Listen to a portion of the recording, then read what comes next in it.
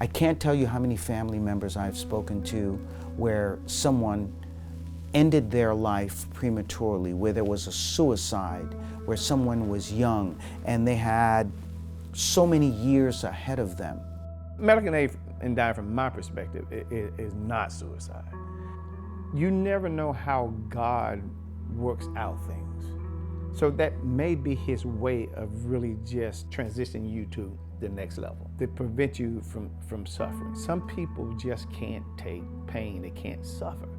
Medical aid in dying gives a person with less than 6 months to live the opportunity to end their life without pain and suffering, rather than to endure the contortions, the spasms, the convulsions, and the pain associated with a wide variety of diseases. There is some understanding that you have to have patience in letting people come to their own decision, but at the same time you have to remind them the urgency of this means that someone will have the opportunity to end their life in a way that is dignified, in a way that shows compassion. It's time that we tell them that they no longer have the legislature on their side to oppose this bill.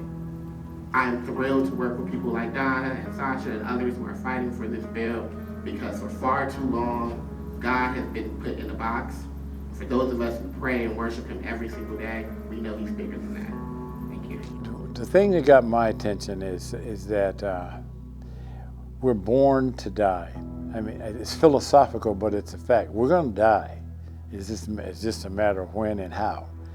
And so the fact that you have a choice if you're terminally ill was really intriguing to me, because my philosophy is this is why I like compassionate choices. If I say I believe in God, and I do, not just as a pastor, but as a person, so wherever God is, that's where I want to be. So I don't worry about heaven and hell and this kind. Wherever God is all right with me.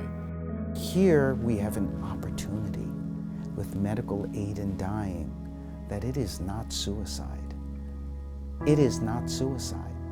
This is a situation of someone who is not mentally ill, but someone who is mentally capable to be able to make a decision or not as to whether they want to take a prescription medication to end their suffering. Our enemies are the diseases that are attacking our body. And if I have an opportunity through medical aid in dying to end my life in comfort and in peace, if that is what's before me in my final days, I want the option to choose medical aid in dying.